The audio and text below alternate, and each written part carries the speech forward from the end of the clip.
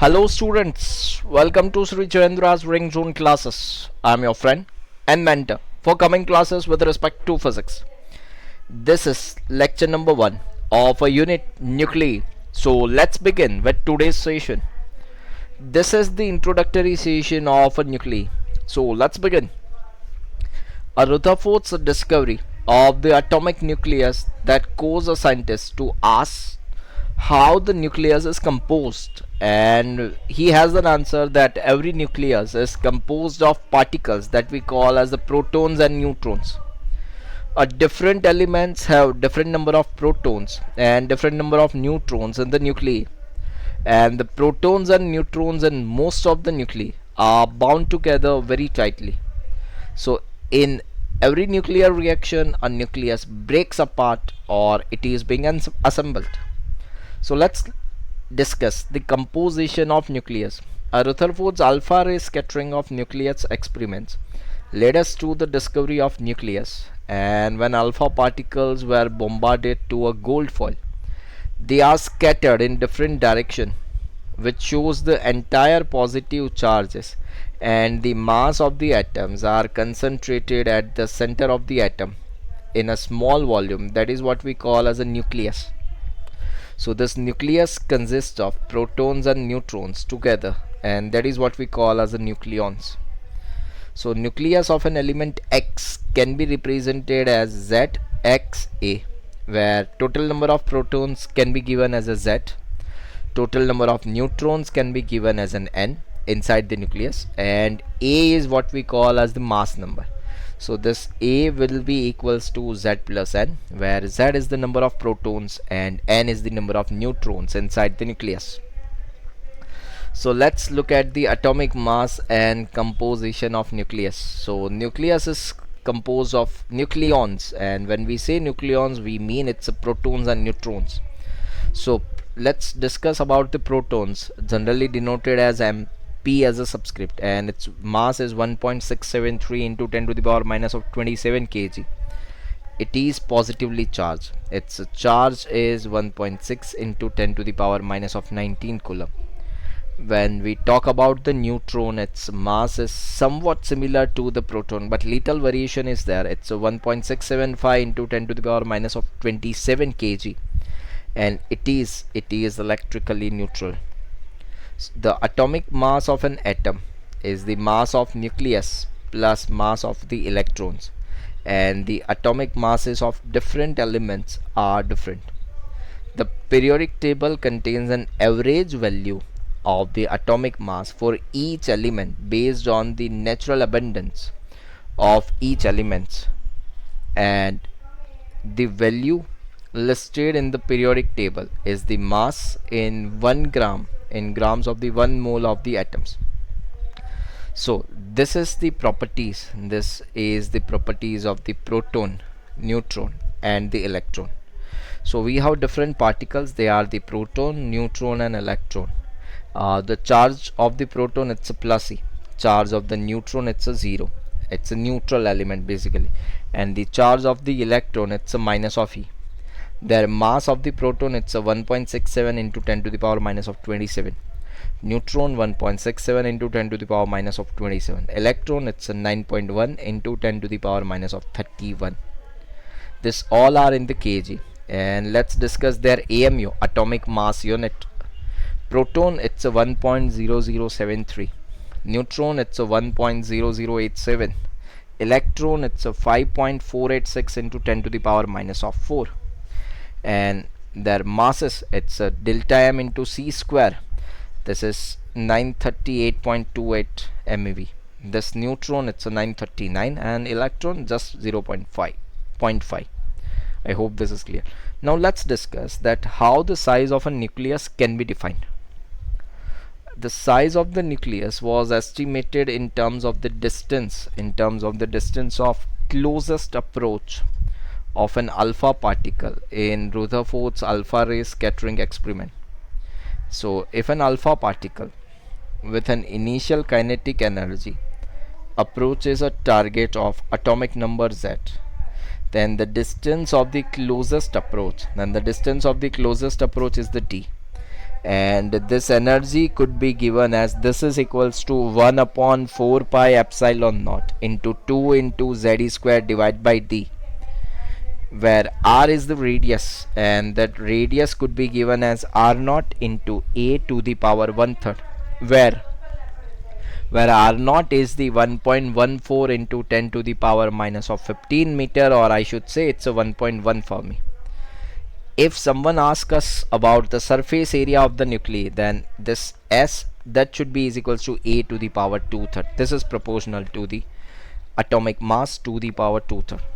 So the volume V of the nucleus is directly proportional to the mass number, and this is V directly proportional to the r cube, and the radius r of the nucleus of mass number a, that could be given as this is V directly proportional to the a. So the size of the nucleus is approximately in the order of 10 to the power minus of 15 meter. I hope this is clear. Is it? Great. So what we understand by this discussion is that radius of nucleus can be calculated as this is equals to r naught into a to the power 1/3, where a is the atomic mass of an element, while r naught is the constant, and its value will be 1.1 into 10 to the power minus of 15 meter. Please note this. Have you noted it? Did you? Great. So if my question asked is that if an element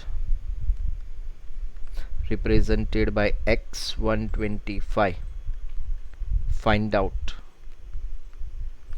radius of an element. So this is required. How will you do this? It's r is equals to r naught into a to the power of 1/3. So this is r naught, which is 1.1 into 10 to the power minus of 15 into a, which is equals to 125 to the power 1/3. So this is 1.1 into 10 to the power minus of 15 into 125 to the power 1/3, which is equals to 5. So this is 5.5 into 10 to the power minus of 15 meter. This is the radius of an element. I hope this is clear. Yes, and you can calculate it very easily. Yes, now after the radius, now let's discuss about the nuclear density. As we consider that nucleus is in a spherical shape, and the volume of this nucleus could be given as V, which is equals to 4 by 3 pi r cube. And when I say it's a V is equals to 4 by 3 pi r cube, this is simply 4 by 3 pi r naught cube into a. Now the total mass of the nucleus can be given as atomic number A multiplied by atomic mass unit, which is equals to A multiplied by 1.66 into 10 to the power minus of 27 kg.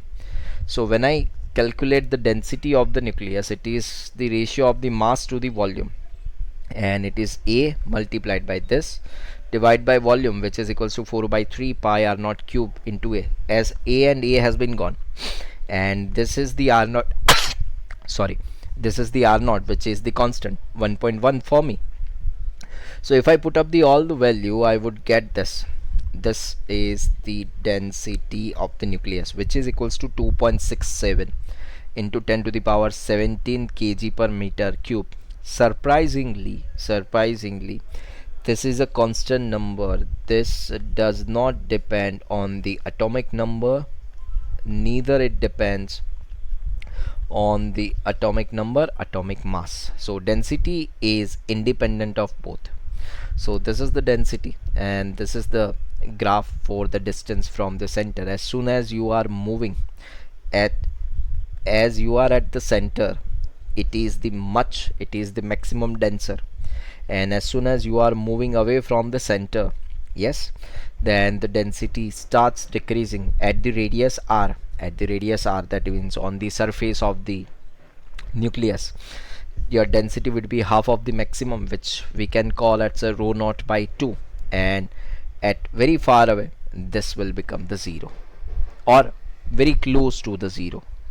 So density of nucleus is independent of the mass number, and density of nuclei is same for all atoms. So the density of the nucleus is of the order of 10 to the power 14 gram per cc, or we can say 10 to the power 17 kg per meter cube. So density of a nucleus is independent of everything. Please keep this in mind.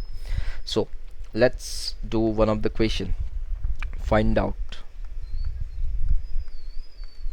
ratio of radius and density for an elements given below. The first element is, let's say it's a x64, and second element is y, which is 125. So let's first find out the radius. It's an r1 is to r2. This is equals to a1 is to a2 to the power 1/3. So it's a 64 to the power 1/3 divided by 125 to the power 1/3. This is equals to 4 is to 5. So this is the ratio of the radius. And density 1, it's a density 2, it is 1 is to 1, because density is independent of radius. Sorry, this density is independent of atomic number and mass number. Did you get this? Are you sure? Do you have any doubts? Is there anything? Is there? No? Great. Let's discuss about the atomic mass unit, AMU. The unit of atomic mass unit, it's an AMU, and we can say that 1 AMU, it is equals to 1/12 of the mass of the one atom of 6C12. It's a carbon. So when I put up the value of this, what I get, it's the 1 AMU atomic mass unit is equals to 1.66 into 10 to the power minus of 27 kg. So let's discuss some atomic particles masses. Mass of the proton, it's a 1.0073 AMU. Mass of the neutron, it's a 1.0086 AMU. Mass of the electron, it's a 0.0005 AMU. And 1 AMU is very close to the mass of the hydrogen atom. So we can say a nucleus consists of blank and blank together, and that is what we call as a nucleons. Yes, it contains a protons and neutrons. Electrons are not lying within the nucleus. So this, all three options are incorrect one. Next, density of the nucleus is dependent on mass number. No, independent of the mass number. Yes, this would be the correct answer. I hope this is clear. Is it clear? Is it clear? Any doubts in this? Is there anything? No. Next is the types of nuclei. So there are different types of nuclei we are discussing about, and one of them is the isotopes. So nuclei with same atomic number but with different mass numbers are known as the isotopes, and isotopes have same proton numbers. So examples of them are the 1H1 or 1H2 or 1H3 or the 3 lithium 7 or the 3 lithium 7. These are the different isotopes. Next is the isobars. They are the nuclei with same mass number. But they are having the different atomic numbers are called as the isobars, and isobars are same number of nucleons. So when we talk about the isobars, they are having the same number of nucleons. Example, it's an argon 1840 or the Ca. Atomic number is the 20 and atomic mass is the 40. Next is the isotones. So when we talk about the isotones, they are having the same number of neutrons, They are having the same number of neutrons with different atomic numbers, and this is what we call as the isotones. They are the 17Cl37 or 19 potassium 39. Next, let's talk about the isomers.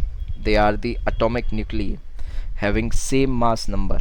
Isomers are the atomic nuclei having same mass number and same atomic number but different nuclear properties, and that is they are called as the isomers. 35Br80 has two isomers with different half-lives. Yes, so these are the different nuclear elements. Now let's look at certain quick questions. Atomic nuclei having same atomic number but different mass numbers are known as the, yes, they are known as the isotopes. Next, atomic nuclei having same mass numbers but different atomic numbers are known as the isobars. Yes, great. Next, let's discuss about the discovery of neutrons. So neutron was discovered by James Chadwick in 1932, and when beryllium nuclei was bombarded with the alpha particle which was 2He4, then neutral radiation was emitted, and this is the reaction for that. It's a 4 beryllium 9 plus 2He4 will give me a 6C13 plus gamma. Yes, so then Chadwick predicted that the neutral radiation consists a new types of particle, that is what we call as the neutrons, because it was neutral in nature. And the reaction is as follows, that it's a 4Be9 plus 2He4, it's an alpha, will give me a 6C13, and this will give me a 6C12 plus 0 and 1 plus certain sort of energies. So let's discuss the properties of neutrons. Neutrons are diffracted by the crystals. It is stable inside the nucleus and it is unstable outside the nucleus. Its half-life period is about 1000 seconds, and it decays by the following process, that 0 and 1 will give me a 1H1 plus minus 1E0 plus certain elementary particles, and its mass is nearly equal to that of the protons. The composition of a nucleus can now be described using the following terms and the symbols, where Z is the atomic number, and when we say atomic number, it's a number of protons, and it's the neutron numbers, it's a number of neutrons. A is what we call as a mass number, which is the addition of Z plus N, which is total number of protons and neutrons. So let's look at certain quick questions. Neutrons are blanked particles, so they will not be deflected by the electric and magnetic fields. Yes, neutrons are the neutrally charged particles, neutrally. Next, neutrons are having a high penetrating and low ionizing power. I hope this is clear. So let's wind up this session over here. This was all about the introductory session of the nuclei. I'm sure you must be aware with all of these things because you have studied this in chemistry too. Yes, this is just a refreshing session so that everything would be much clear. Please go through this once and things will be yours. Thank you. Have a good day. Take care.